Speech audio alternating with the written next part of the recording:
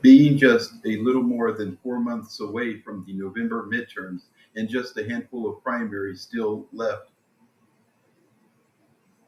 the focus is beginning to shift to the general election.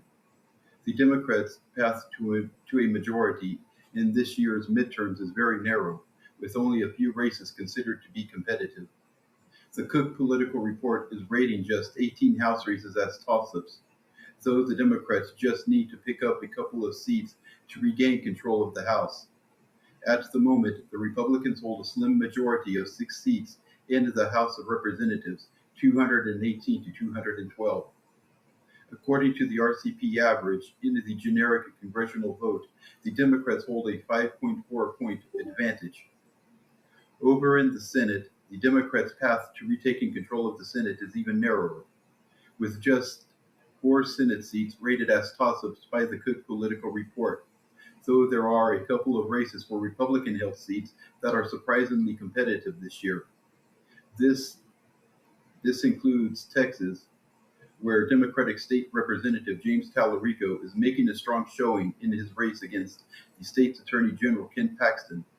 Several polls show a very competitive race in the Lone Star State, with the RCP average showing Paxton leading by just 0.6 percentage points outside the poll's margin of error. The Cook Political Report has rated the Texas Senate race as lean R.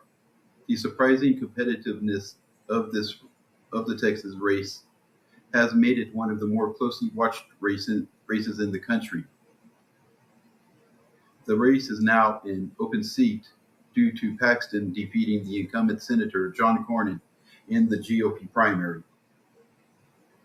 Other key Senate races to watch are in Georgia, where the incumbent Democrat Senator John Ossoff is facing a challenge from Republican businessman and Congressman Mike Collins. The Real Clear Politics average shows Ossoff holding a lead of 7.6 percentage points over Collins, and the Cook Political Report rates this race as lean D. In Maine, which the Cook Political Report rates as a toss-up, incumbent Republican Senator Susan Collins is fighting for her political life against her Democrat opponent, Troy Jackson. This race has been noteworthy for other reasons as well, with the original Democrat nominee, Graham Plattner, being forced to drop out of the race after accusations by an ex-girlfriend regarding sexual assault were made public. A recent University of New Hampshire, or UNH, poll has Jackson holding a lead of 3 percentage points over Collins and would be an important pickup for the Dems. In Ohio, incumbent Senator John Husted is facing former Democratic Senator Sherrod Brown. According to the RCP average, Brown holds a narrow lead of less than a percentage point in this race. The race was initially rated as lean R by Cook Political Report, though has since been moved into the toss-up category. This would also be an important flip for the Democrats. In Iowa, which is an open seat with Republican Senator Joni Ernst having announced her retirement, the RCP average has the race as a tie between Democratic State Representative Josh Churek and Republican Congresswoman Ashley Hinson. The Cook Political Report has this race as lean R. Midterm elections have historically favored the party out of power. The,